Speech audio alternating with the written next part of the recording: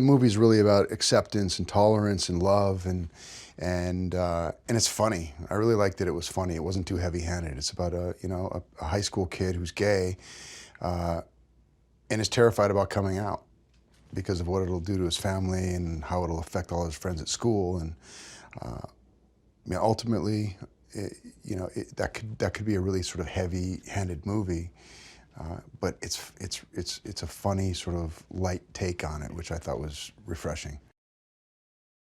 He's that dad that's always sort of takes the joke one step too far, you know. I can really relate to that because I've been known to do that myself, where, he just sort of goes past the line on things that, are to him funny, but, at other people they might be offensive.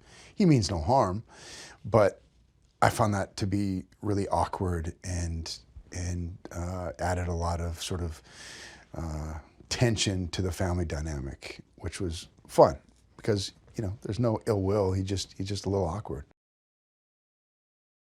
That's really what I loved about it and what I wanted to do. This guy has no idea. He has no idea that his son is gay.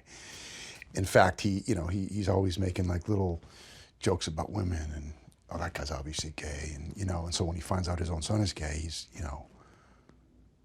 totally ashamed that he, said some of the things he did, but also found, that it doesn't really matter, and you're still my kid and I love you no matter what, and I wouldn't change anything about you. I remember going through high school and it was a struggle. This was some of my least favorite years because I was so awkward and because, you're dealing with the hormones and you're dealing with the cliques and you're trying to, you're in that transition between child and adult, and it's just an awkward phase for everybody. So I think what makes this a relatable and universal story is that he's going through what everybody else is going through, except that he happens to be gay. When you have a director that sets a tone like Greg does, it just makes the whole experience that much better. It really does. And Greg is about as solid of a dude as you can imagine. Social media can be a vessel of positivity, but it can also be, a place for trolls to say really mean things. And so, I just think it adds another layer of pressure. How many people like me? Who's following me?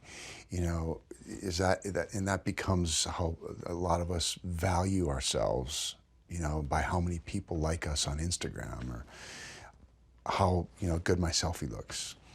There's a lot of that going on.